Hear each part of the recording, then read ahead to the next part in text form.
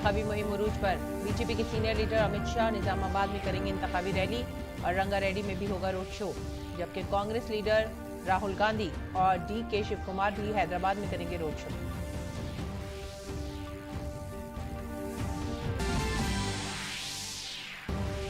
Rajasthan assembly इंतखाबात के लिए कल होने वाली पोलिंग के लिए इलेक्शन कमीशन के पुख्ता इंतजाम। 3 दिसंबर को होगा नताइज का ऐलान।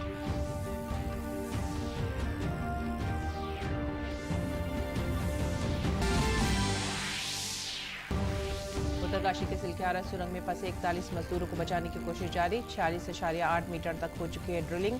तकनीकी वजूहात से ड्रिलिंग का काम थोड़ा सा हुआ मुतासर।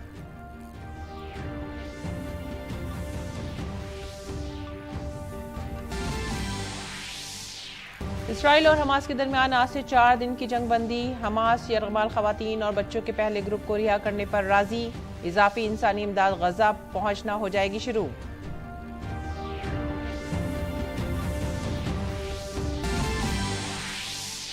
कप्तान सूर्य कुमार यादव और ईशान किशन की सेंचुरी इनिंग्स की बदौलत T20 मैचों की सीरीज के पहले मैच में भारत ने 2 विकेट से दी शिकस्त। भारत को सीरीज में 1-0 की बरतरी हासिल। दोनों टीमों के दरमियान इतवार को होगा दूसरा मैच। आदाब नाजरीन, उर्दू खबरों में आप सभी का खैर मकदम है। मैं हूं सादी अलीम। नजर डालते इस वक्त की खास खबरों पर। शुरुआत करेंगे तेलंगाना से। जनूबी भारत की रियासत तेलंगाना में 30 नवंबर को होने वाले असेंबली इंतखाबात के लिए इंतखाबी मुहिम जोरों शोर से जारी है। राजस्थान में इंतखाबी मुहिम खत्म होने के बाद अब तमाम पार्टियों की तवज्जो तेलंगाना पर मरकूज है। मरकजी वजीर दाखिला और senior BJP leader Amit Shah ने आज तेलंगाना के कई असेंबली हलकों में बड़ी रैलियां की हैं। सबसे पहले अमित शाह निजामाबाद की आर्मोर असेंबली सीट पर एक बहुत बड़े जलसे आम से खिताब करेंगे। दोपहर में अमित शाह रंगारेड्डी जिले के राजेंद्र नगर असेंबली हलके में एक अजीमुशान रोड शो करेंगे। शाम में वजीर दाखिला रंगारेड्डी जिले के श्रीलंगमपल्ली में रोड शो मुनक्किद करके बीजेपी की ताकत का मुजाहरा करेंगे। उसके बाद शाम तकरीबन 5 बजे बीजेपी लीडर हैदराबाद की अंबरपेट सीट पर रोड शो करेंगे और पार्टी के हक में वोट मांगेंगे। इस दौरान कांग्रेस तेलंगाना में मुसलसल मोर्चा संभाले हुए है। 30 तारीख को होने वाली वोटिंग के लिए पार्टी के स्टार कैंपेनर की फौज को यहां तैनात किया गया है। कांग्रेस सदर मल्लिकार्जुन खड़गे के नालकुंडा और आलमपुर में जलसा आम करेंगे, जबकि राहुल गांधी मेदक, तंदौर, खैरियताबाद में रैलियां और रोड शो करेंगे। कांग्रेस जनरल सेक्रेटरी प्रियंका गांधी भी आज तेलंगाना के पालकौर्थी, हसनाबाद और धर्मपुरी में इंतखाबी रैलियां करेंगी। तेलंगाना के बाद रुख करते हैं राजस्थान का। राजस्थान में असेंबली इंतखाबात के लिए कल वोटिंग होगी। इलेक्शन कमीशन ने वोटिंग के लिए तमाम तैयारियां मुकम्मल कर ली हैं। रियासत की 199 सीटों पर कल सुबह 7 बजे से वोटिंग शुरू होगी। जुमेरात की शाम 6 बजे इंतखाबी मुहिम वहां थम गई है। दूसरी जानिब इलेक्शन कमीशन और इंतजामी महकमा पुरअमन वोटिंग के लिए तमाम जरूरी तैयारियां मुकम्मल करने में मसरूफ है। मुनसिफाना वोटिंग को यकीनी बनाने और खौफ से पाक माहौल को बरकरार रखने के लिए राजस्थान पुलिस की जानिब से सख्त हिफाजती इंतजामात को यकीनी बनाया गया है। उत्तरकाशी के सिलक्यारा सुरंग में फंसे 41 मजदूरों को बचाने की हर मुमकिन कोशिश की जा रही है। ऑगर ड्रिलिंग मशीन में तकनीकी खराबी के बाद ड्रिलिंग का काम रोक दिया गया था। अब तक इमदादी कारकुन सिलक्यारा सुरंग में 46.8 मीटर तक सुराख कर चुके हैं। रियासती और मरकजी हुकूमतें बचाव ऑपरेशन की मुसलसल निगरानी कर रही हैं। कारकुनों को निकालने के साथ साथ उनके खाने पीने और जहनी जिस्मानी सेहत को मद्देनजर रखते हुए खुसूसी इंतजाम किए गए हैं। और एजेंसियां उत्तरकाशी के सिलक्यारा टनल में फंसे मजदूरों को बचाने के लिए सख्त मेहनत कर रही हैं। रेस्क्यू ऑपरेशन में इस्तेमाल होने वाली ड्रोन टेक्नोलॉजी पर बात करते हुए squadron infra mining private limited के MD और CEO सेरिक जोसेफ कहते हैं कि ये ड्रोन जदीद तरीन टेक्नोलॉजी में से एक है जो सुरंग के अंदर यहां तक कि GPS से महरूम इलाकों में भी काबिल इस्तेमाल है। This is the latest, one of the latest technologies which can go inside the tunnels. It does not need, it goes into GPS denied areas, and so it goes autonomous in inaccessible areas, and then you can assess if there is any convergence, so whereas here what has happened is it is accessible at least up to the front. So that's why in fact what we are doing now is to see that we are monitoring the convergence, and if there is any movement, and then our team is there at Bangalore, and then we are constantly relaying the data. और अब रुख करते हैं राजधानी दिल्ली का, जहां पर गुज़िश्ता 3 दिनों से स्मोक की गहरी तह छाई हुई है। लोग चंद मीटर के फासले से भी साफ तौर पर नहीं देख पा रहे हैं। स्मोक और आलूदगी की वजह से सरदर्द, थकावट और सांस लेने में दुश्वारी जैसे मसाइल अब आम होते जा रहे हैं। अद्वियात भी पहले से बीमार लोगों को राहत फराहम करने के काबिल नहीं है। इन सब के दरमियान बुरी खबर यह है कि रवा हफ्ते के आखिर में आलूदगी मजीद बढ़ सकती है। मरकजी आलूदगी कंट्रोल बोर्ड के मुताबिक सुबह फिजाई आलूदगी का इंडेक्स संगीन जुमरे में है। आज सुबह AQI आनंद विहार में 411, अलीपुर में 432, वजीरपुर में 433 और RK पुरम में 422 दर्ज किया गया है। जम्मू कश्मीर के राजौरी जिले के बाजमेर इलाके में दहशतगर्दों के साथ तसादुम में अपनी जानों की कुर्बानी देने वाले 5 फौजियों को आज खराज अकीदत पेश किया गया। काबिल जिक्र है कि राजौरी जिले में दहशतगर्दों के साथ तसादुम में 2 कैप्टन समेत 5 फौजी जवान शहीद हो गए थे। इनमें captain MV Prajal, captain Shubham Gupta, हवलदार अब्दुल मजीद, लांस नायक संजय बिष्ट और पैराटॉपर सचिन लार वगैरह शामिल हैं। फौज ने कल सुबह फायरिंग में लश्कर तैयबा के 2 तरबियत याफ्ता दहशतगर्दों को हलाक कर दिया था। हलाकशुदा दहशतगर्दों में से एक की शनाख्त कारी के नाम से हुई है। वो गुज़िश्ता 1 साल से राजौरी पूंछ इलाके में सरगर्म था। इस दहशतगर्द को डंगरी और कंडी हमलों का अहम साजिशकार भी समझा जाता है। दिफाई तर्जुमान के मुताबिक कारी को सरहद पार से खत्ते में दहशतगर्दी की कार्रवाइयां बढ़ाने के लिए भेजा गया था। तसादुम की जगह से असलाह और गोला बारूद भी बरामद हुआ है। आज सिखों के नवे गुरु श्री तेग बहादुर का यौम शहादत है। वो अमृतसर पंजाब में बैसाख कृष्ण पंचमी को पैदा हुए। उन्हें हिंद की चादर के नाम से भी जाना जाता है। गुरु तेग बहादुर ने मजहब और इंसानी उसूल और इक़दार की हिफाजत की खातिर अपनी जान कुर्बान की थी। नाज़रीन, दिल्ली में जारी इंडिया इंटरनेशनल ट्रेड फेयर में दुबई की मसनूआत तवज्जो का खास मरकज बन गई हैं। मेले में लोगों को मयारी खाने की फराहमी को यकीनी बनाने के लिए भी खुसूसी इंतजाम किए गए हैं। इस बार बड़ी तादाद में नौजवान कारोबारी अफराद भी मेले में अपनी मसनूआत की नुमाइश कर रहे हैं। इतना ही नहीं, कंपनियों को मेले में अपनी सार्फिन से बराह रास्त बातचीत करने का मौका भी मिल रहा है। इन दिनों दिल्ली के प्रगति मैदान में चल रहे 42वें इंडिया इंटरनेशनल ट्रेड फेयर में खूब धूमधाम देखी जा रही है। यहाँ पर दुबई की मसनूआत भी देखी जा सकती हैं। पिछले कई सालों में इस मेले के दौरान मिलने वाले अच्छे रिस्पांस ने यहाँ के नुमाइश कंदगान को दोबारा आने पर मजबूर कर दिया है। हम लास्ट टाइम भी आए थे यहाँ पर और ये इस बार भी आए हैं कि लोगों ने इतना प्यार दिया था लास्ट टाइम, हमारे परफ्यूम पसंद किए थे। हमारे पास हर तरह की सीरीज़ है, इकोनॉमिकल भी है, प्रीमियम भी है और ये हमारे प्रोडक्ट्स हैं सर। और बहुत ज़्यादा मतलब प्रोडक्ट पसंद कर रहे हैं लोग। हमारे पास oil perfume, spray perfumes, all kind of perfumes भी सेल कर। तो लास्ट ईयर जब लोगों ने इतना प्यार दिया, इतना हमारे परफ्यूम को लाइक किया, उसी की वजह से हम दोबारा आए और इंशाल्लाह आते रहेंगे। यहाँ बड़ी कंपनियों को अपने सार्फिन से बराह रास्त बातचीत करने का मौका भी मिलता है। आपके प्रोडक्ट में और क्या बेहतर होना चाहिए, इसके बारे में तासुरात भी यहाँ पाए जाते हैं। ये हमारा 13th पार्टिसिपेशन है ट्रेड फेयर में।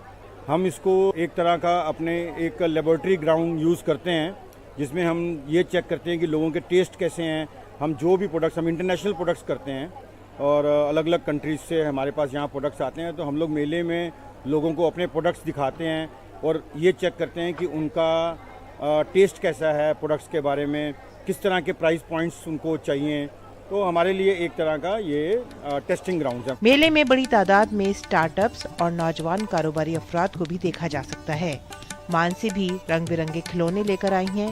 वो मेले में मिलने वाले अच्छे रिस्पांस से बेहद पुरजोश हैं। बहुत अच्छा लग रहा है। मेरा 3rd टाइम है ट्रेड फेयर में। ये मेरा स्टार्टअप ही था जब मैंने लास्ट टाइम स्टार्ट करा था। मेरा सॉफ्ट टॉयज का है, जो मेरा रीजनेबल रेट है वो 150 से स्टार्ट है एंड लास्ट अप टू 800 पे लास्ट होता है सर। एंड जैसे कि बच्चे बहुत पसंद कर रहे, इवन उनके पेरेंट्स भी बहुत पसंद कर रहे मेरे सॉफ्ट टॉयज। मेले में आने वाले लोग भी मुख्तलिफ इक़साम के पकवानों के शौकीन हैं।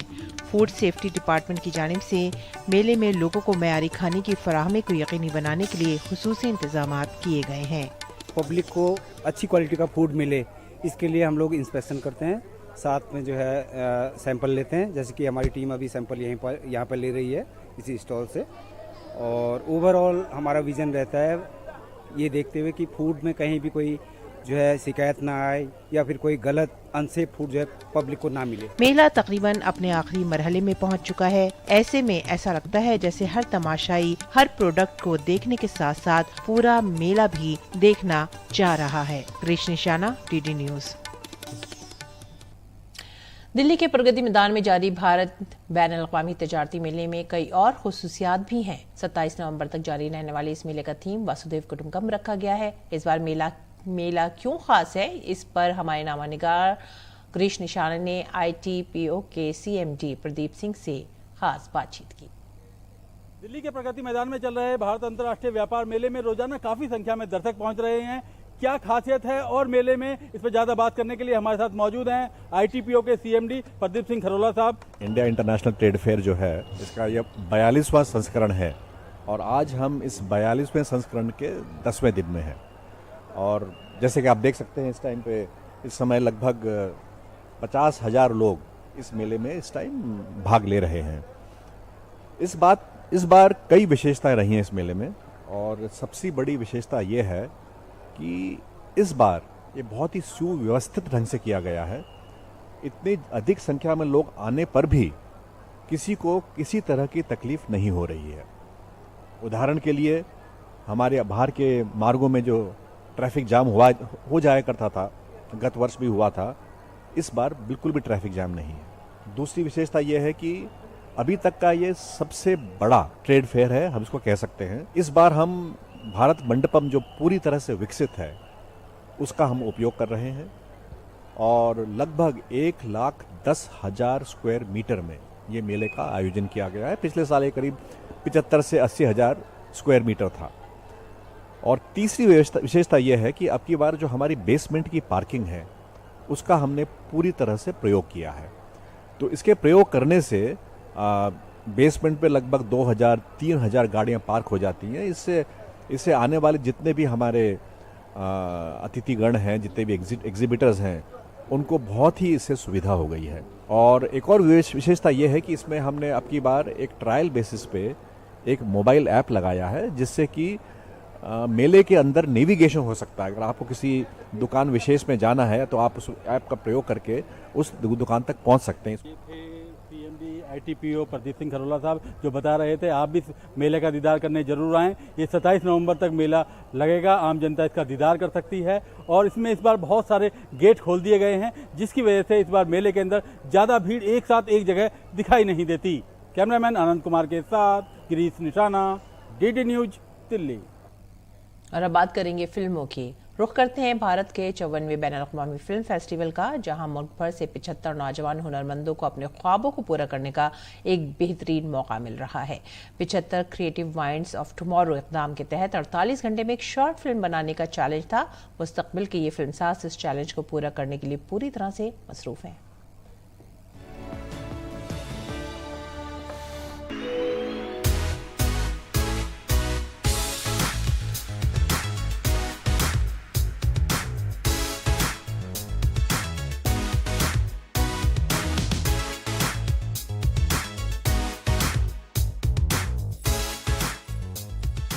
भारत का अंतर्राष्ट्रीय फिल्म महोत्सव सिर्फ सितारों की ही चकाचौंध नहीं है।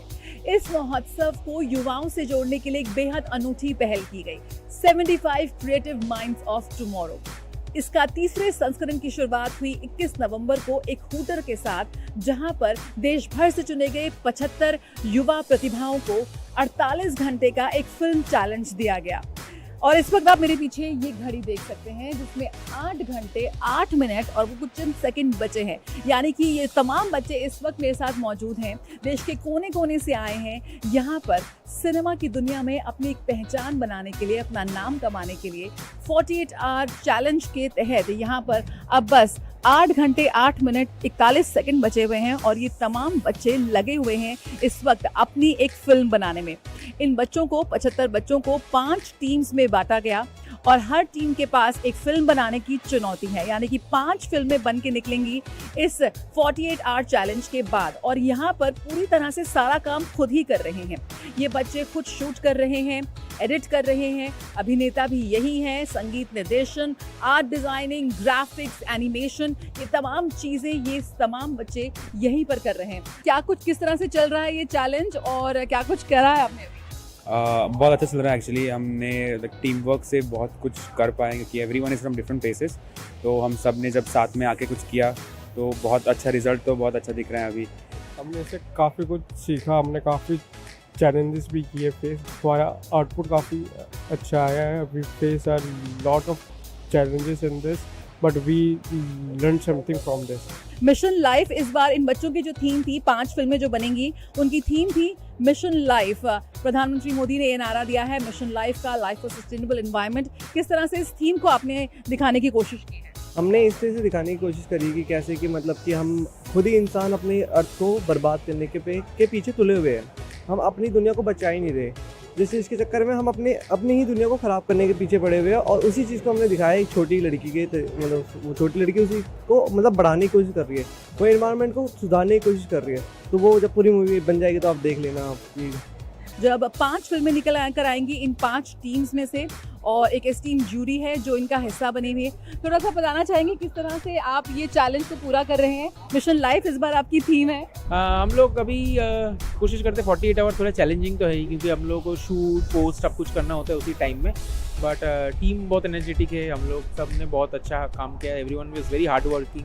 तो होपफुली हम लोग अच्छा मूवी बनाएंगे। हम लोग का goal is to make a good movie and like not necessary to win, मतलब मूवी अच्छी बनानी है, ये हम लोग कोशिश थी शुरू से।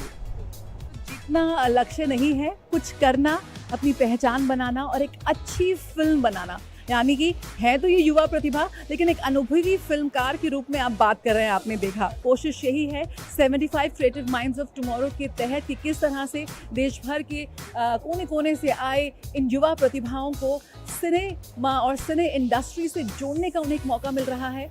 इस इफ़ी के मंच पर आकर उन्हें एक राष्ट्रीय नहीं बल्कि अंतर्राष्ट्रीय मंच मिल रहा है, दिग्गज फिल्मकारों से रूबरू होने का मौका मिल रहा है और साथ ही साथ जिस तरह से उनकी फिल्म बनकर यहाँ पर निकल कर आएगी और जब वो पूरी होगी पुरस्कार मिलेगा, यहाँ पर एक बतौर फिल्म मेकर या सिनेमा की इंडस्ट्री में एक उभरते कलाकार के रूप में उनका सपना साकार करती भी आएगी।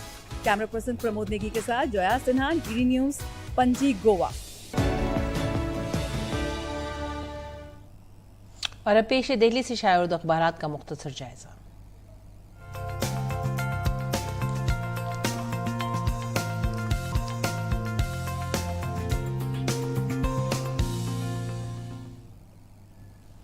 और जो सबसे पहली खबर हम ले रहे हैं वह है रोज़नामा राष्ट्रीय सहारा से और ये गज़ा से मुताल्लिक़ है। गज़ा में जंगबंदी का आगाज़ आज से, यरगमालियों का पहला ग्रुप होगा रिहा। गज़ा और लेबनान पर इसराइल की बमबारी, अल-शिफा अस्पताल के डायरेक्टर समेत सीनियर डॉक्टर गिरफ्तार। यूनिसेफ ने गज़ा को दुनिया का ख़तरनाक तरीन मकाम करार दिया। हिज़्बुल्लाह नहीं होगा इस मुआहदे का हिस्सा। तो ये थी पहली सुर्खी सहारा से। अगली सुर्खी है सहारा से ही और ये स्टूडेंट्स के लिए है। डॉक्टर बनने के लिए 12वीं में बायोलॉजी पढ़ना अब ज़रूरी नहीं है। मैथ्स के, रियाजी के तलबा भी दे सकेंगे नीट यूजी का इम्तहान और एनएमसी ने जारी की है नई गाइडलाइंस। तो अब डॉक्टर बनने के लिए ज़रूरी नहीं है कि आप बायोलॉजी पढ़ें। और आगे बढ़ते हैं अगली खबर की तरफ और ये भी इसराइल से मुताल्लिक़ है। कैदियों के तबादले में इसराइलियों को कत्ल करने वाले शामिल नहीं होंगे, बेंजामिन नेतन्याहू का बयान। बेंजामिन नेतन्याहू ने कहा है कि हमास की तहरीक के साथ कैदियों के तबादले के मुआहदे में ऐसे अफराद शामिल नहीं किए जाएंगे जिन पर इसराइलियों के कत्ल का इल्ज़ाम आयद है। आगे बढ़ते हैं अगली खबर की तरफ और ये इनकलाब से है। जम्मू कश्मीर के राजौरी ज़िले में 5 जवान शहीद और 2 दहशतगर्द भी इस तसादुम में हलाक हुए हैं और इनमें से एक दहशतगर्द की पहचान कारी के तौर पर हुई है जो कि 1 साल से इस इलाके में सरगर्म था। आगे बढ़ते हैं अगली खबर की तरफ। और ये हिंदुस्तान एक्सप्रेस से है ये खबर। राहत और बचाव का काम आखिरी मरहले में है। उत्तरकाशी के सलक्यारा टनल में जहां पर 41 मजदूरों को बचाने की लगातार कोशिशें की जा रही हैं। थोड़े तातुल का शिकार हुआ है ये रेस्क्यू ऑपरेशन, क्योंकि जो अगर मशीन खासतौर पे लेकर आई गई थी यहाँ पे ड्रिलिंग के काम के लिए, उसके अंदर कुछ तकनीकी खराबी हुई थी। लेकिन उम्मीद की जा रही है कि किसी भी वक्त मजदूरों को रिहा कर दिया जाएगा। खासतौर से इंतजाम किए जा रहे हैं तिब्बी मदद फराहम करने की और खाना पीना मजदूरों तक पहुंचाने के लिए।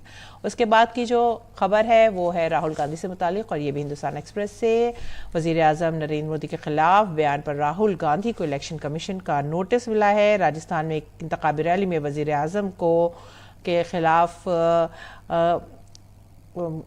बयान पर राहुल गांधी को ये नोटिस दिया गया है। और इसके बाद आगे बढ़ते हैं अगली खबर की तरफ। हुकूमत डी फेक के खिलाफ कवानीन बनाएगी। डी फेक बनाने और होस्ट करने वाले प्लेटफॉर्म्स पर जुर्माना लगाने का इशारा दिया गया है हुकूमत की तरफ से।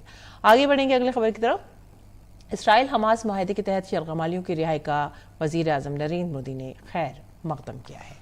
तो ये थे आज के उर्दू अखबारात, उनकी चंद सुर्खियाँ। अब दीगर खबरों का रुख करते हैं। गालिब इंस्टीट्यूट के ज़ेर इत्माम 4 रोज़ा उर्दू ड्रामा फेस्टिवल का दिल्ली में इख्तिताम हो गया है। इंस्टीट्यूट की सकाफती तंजीम हम सब ड्रामा ग्रुप की जानिब से मुनक्किद होने वाले ड्रामा फेस्टिवल में मुख्तलिफ हिदायतकारों के जरिए तैयार किए गए रेख्ती गोई, पुराना एल्बम, क़िस्सेबाज़ी और मजाज जिंदा है के उन्वान से ड्रामा स्टेज किए गए। पेश है खसाल मेहदी की ये खास रिपोर्ट।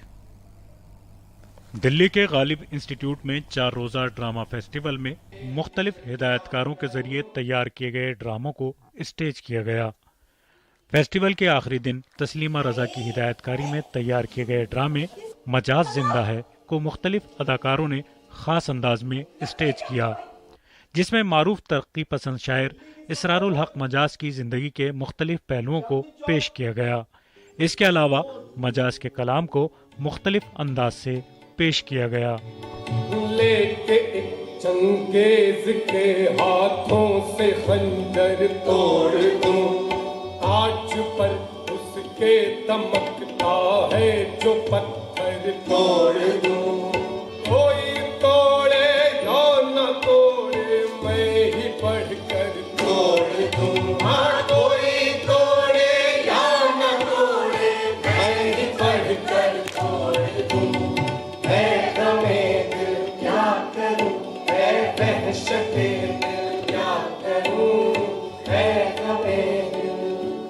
ड्रामे में अलीगढ़ मुस्लिम यूनिवर्सिटी के तराने की झलक भी नजर आई।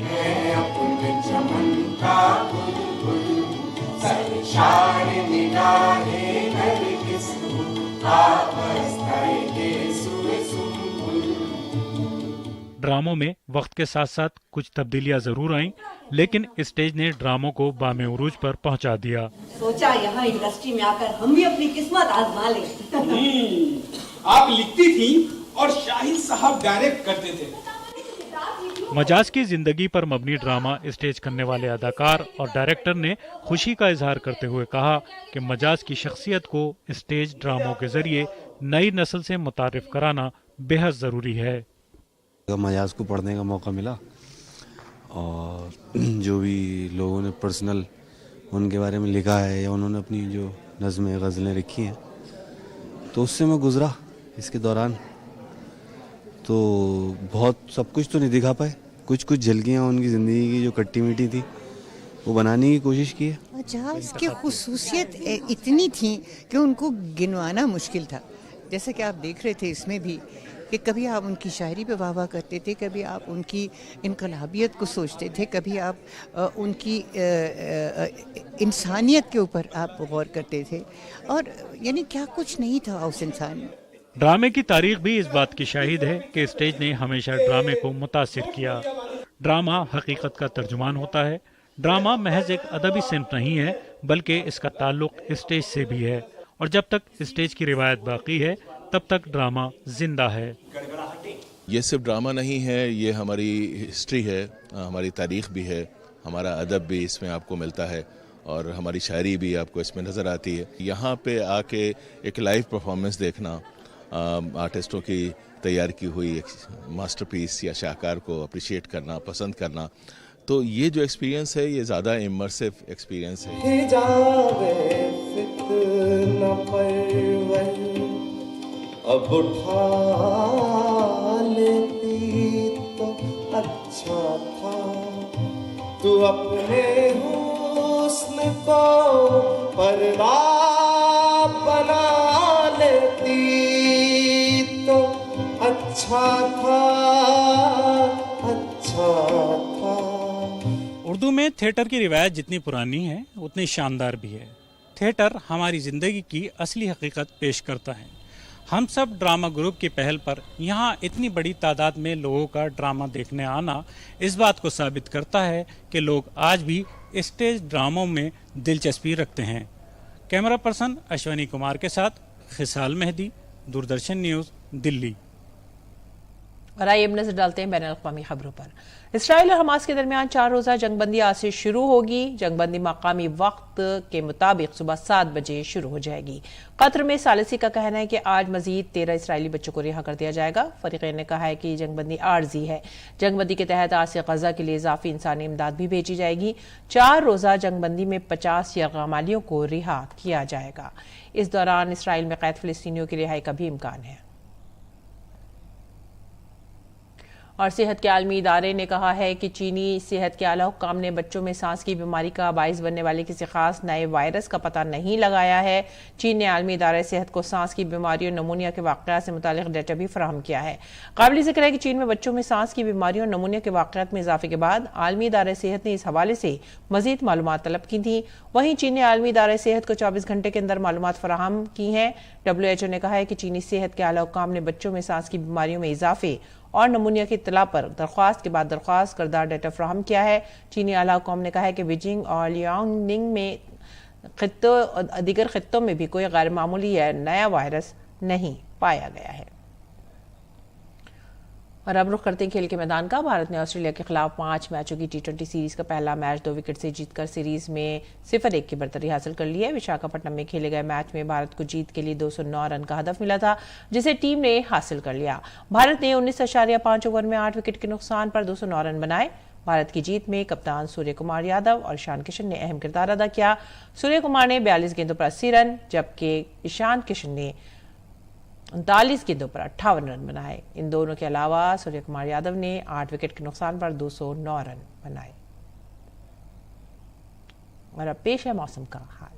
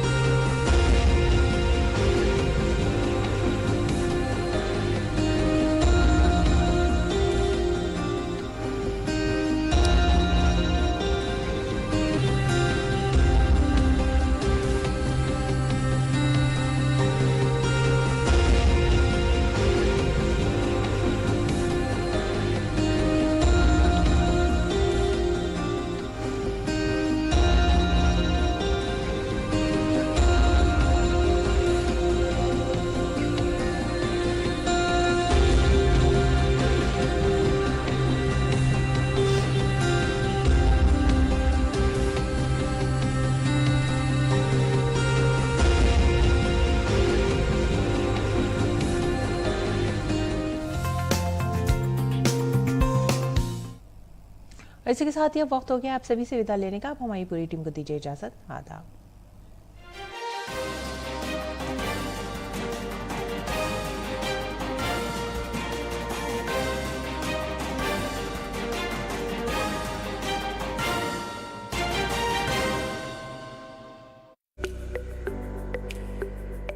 मुख्तलिफ बीमारियों के बारे में आपके हर सवाल का जवाब